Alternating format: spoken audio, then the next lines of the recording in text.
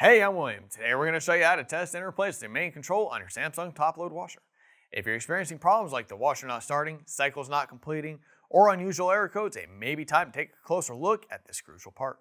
Now before we begin, make sure to like this video and subscribe to our channel for more practical appliance repair guides.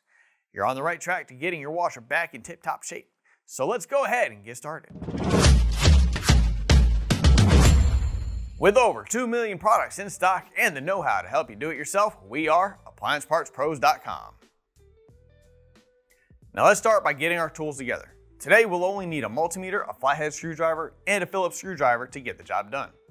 Also, please remember that safety comes first. Don't forget to unplug your top-load washer or turn the breaker off. With the power disconnected, we're ready to begin examining the console assembly. So let me show you how we are accessing it. We're grabbing our Phillips screwdriver and removing the 5 Phillips screws along the back of the console panel. With the screws removed, the back half of the console will pull away from the console assembly, and we can set it to the front. The front console will lift up at the back, and we can rotate it so that the face is down. We may have to lift the lid in order to do this. We're also going to go ahead and remove the 3 main control mounting screws with our Phillips screwdriver.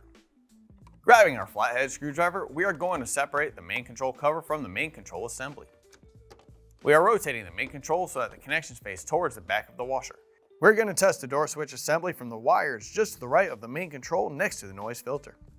Now we can grab our multimeter and set it to continuity, which looks like a sideways Wi-Fi symbol.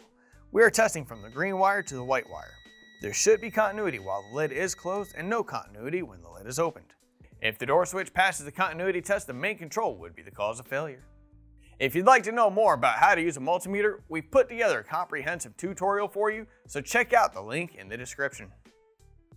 If you found your main control has failed, I'm going to show you how to replace it. Thankfully, this one is easy. We're going to disconnect the wires from the main control. You may want to take a picture before disconnecting the wires so that you have a reference of where they plug in when installing the new main control. Here's the old main control and here's the new one. If you've already got one, great. If not, you can pick one up at AppliancePartsPros.com. We are connecting the wires onto the main control, referencing the picture taken as needed. We're grabbing the main control cover and securing it to the back of the main control assembly, then securing that in place with the screws that we removed earlier. We are grabbing the console and rotating it into the top panel, lifting the lid a little bit just to slide it in. Now we are securing the back console panel back to the console with the screws that we removed earlier, and then plugging the power cord back in. With that, we are done. Great job tackling the error DC or DE on your Samsung washer. We hope this guide helped you successfully test and replace the main control. Now let us know how the repair turned out in the comments below. Your experience could help others in the same situation.